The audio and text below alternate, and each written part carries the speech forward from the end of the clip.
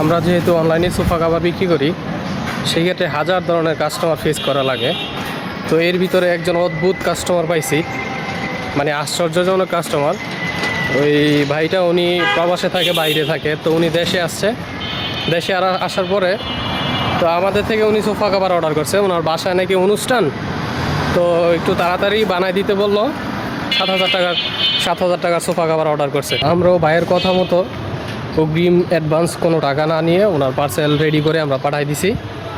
তো পার্সেল যাওয়ার পরে তো যেই ডেলিভারি ম্যান, উনি ওনাদের বাসারই তো আশেপাশে ওই এলাকারই।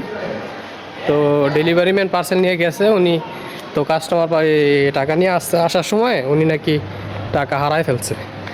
তো হারায় ফেলছে।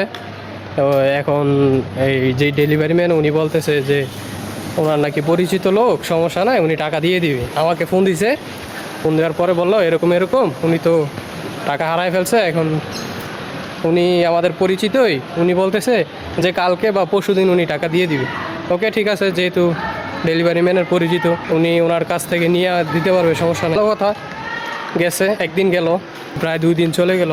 পরে আমাকে ফোন দিছে। আমরা তো বললাম ডেলিভারি ম্যানকে যে আমাদের তো এরকম কোনো নিয়ম নাই, পার্সেল সাথে সাথে পাবে, টাকা দিয়ে দিবে।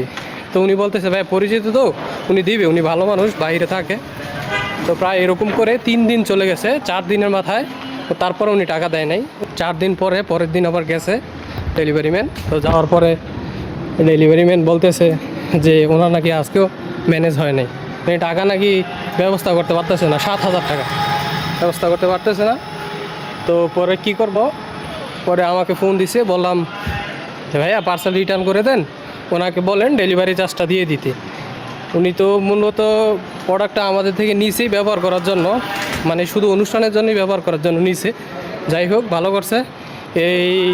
এই কাজ যেন নেক্সট টাইম আরও কারোর সাথে না করে, ঠিক আছে। তো উনি পরে লাস্টে দিয়ে প্রায় 230 টাকার মতো ডেলিভারি চার্জ দিয়ে পার্সেল রিটার্ন করে দিছে।